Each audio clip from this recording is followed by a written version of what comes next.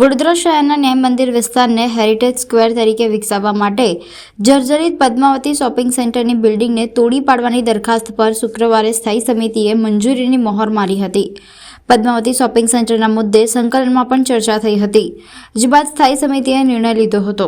સ્થાયી સમિતિનો એવો નિર્ણય લેવાયો હતો કે હાલના પદ્માવતી શોપિંગ સેન્ટરની દુકાનોના ભાડુઆતો અને ધારકો માટેની વૈકલ્પિક વ્યવસ્થા માટેની દરખાસ્ત અલગથી સ્થાયી સમિતિમાં જાણ માટે રજૂ કરવી, જેને કાર્યકરોએ કોર્પોરેશનની વડી કચેરીની બહાર ફટાકડા ફોડી વધાવી લીધો હતો.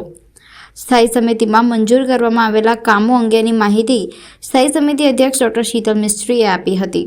આજની સ્થાયી સમિતિમાં ટોટલ 31 કામ મૂકવામાં આવ્યા હતા, જેમાંથી 2 મુલતવી અને 8 કામને નામંજૂર કરવામાં આવ્યા છે.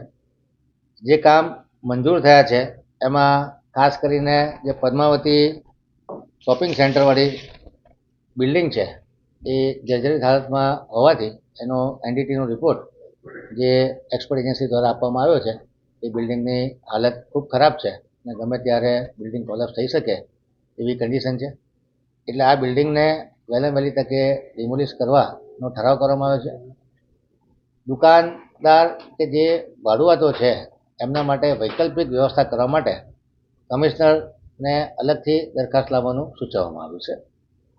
અન્ય કામો જે મંજૂર થયા છે એમાં પૂર્વ ઝોનમાં વરસાદી ગટરની સાફ સફાઈનો ઇજારો છે જે 25% ઓછાના ભાવથી 60 લાખની મર્યાદામાં મંજૂર કરવામાં આવ્યો છે. અટલાદરા તળાવના ઓવરફ્લો માટે ખિસકોલી સર્કલ તરફ નવીન વરસાદી ચેનલ બનાવવાનું કામ છે એ 12% વધુ પ્રમાણે 6 કરોડ 19 લાખના ખર્ચે મંજૂર કરવામાં આવ્યું છે. ભીમ તળાવ જંકશનથી વાસણા બાંકો કાંચ સુધી વરસાદી ગટર નાખવાનું કામ 6% ઓછા પ્રમાણે 3 કરોડ 60 લાખ 15,000ના ખર્ચે મંજૂર કરવામાં આવ્યું છે. Maneja cement company railway crossing કરી અને રાજનગર તરફ તેમજ મકરપુરા રેલવે સ્ટેશન થઈને સત્યનગર તરફ નવીન પાણીની નળીકા નાખવાના કામને 37% વધુના ભાવથી 1 કરોડ 33 લાખ વત્તા જીએસટીના ભાવને મંજૂરી આપવામાં આવી છે. એવી જ રીતે વોર્ડ નંબર 19માં જાંબુઆ બેસિક સ્કૂલથી રાજપૂત ભવન સુધી આરસીસી રોડ તોડી અને 300 એમની પાણી નળીકા નાખવાના કામને મંજૂરી આપવામાં આવી છે. સ્વાતિ 3 રસ્તાથી ચાણક્યપુરી 4 રસ્તા ખાતે હાયર ડિલિવરી લાઇનમાં સ્ટ્રેન્થનિંગ કરવાની કામગીરીને મંજૂરી આપવામાં આવી છે.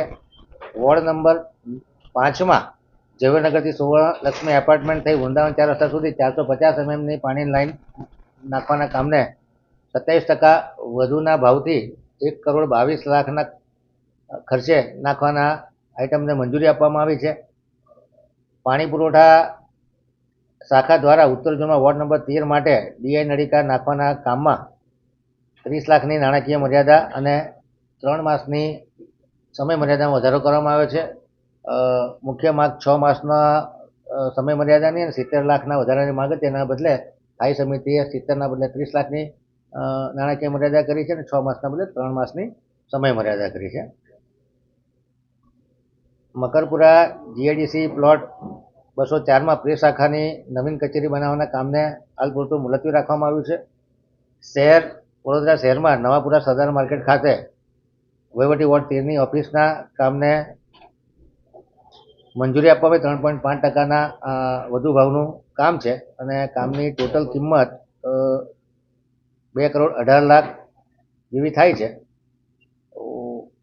પાણીગેટ ફાયર સ્ટેશન માટે સ્ટાફ ક્વાર્ટર્સના કામને મંજૂરી આપવામાં આવી છે. 1.80%ના વધુના ભાવનું 8 કરોડ 44 લાખ 58,000ના ભાવનું ટેન્ડરને મંજૂરી આપવામાં આવી છે. ઉત્તર ઝોનમાં સિવિલનો જે ઇજારો છે 10 કરોડનો સિવિલ કન્સ્ટ્રક્શનના કામનો ઇજાદારે 2% ઓછા ભર્યા હતા. સ્થાયી સમિતિએ એ ભાવ ઘટાડો કરી અને 15% પૈસા ઓછા કરવાનું ઠરાવ્યું છે. 2%ના બદલે -15%. વડોદરામાં અગ્નિશમન માટે મિની વોટર ટેન્ડરના કામને મંજૂરી આપવામાં આવી છે, જેની કિંમત 85,31,400 રૂપિયા છે. અભિલાષા 4 રસ્તાથી છાણી તરફ જતા 18 મીટર પહોળાઈના રોડ કેનાલ પર આવેલ બ્રિજની પહોળાઈ વધારવાની કામગીરી 3 કરોડ 42,93,291ના ખર્ચે મંજૂર કરવામાં આવી છે.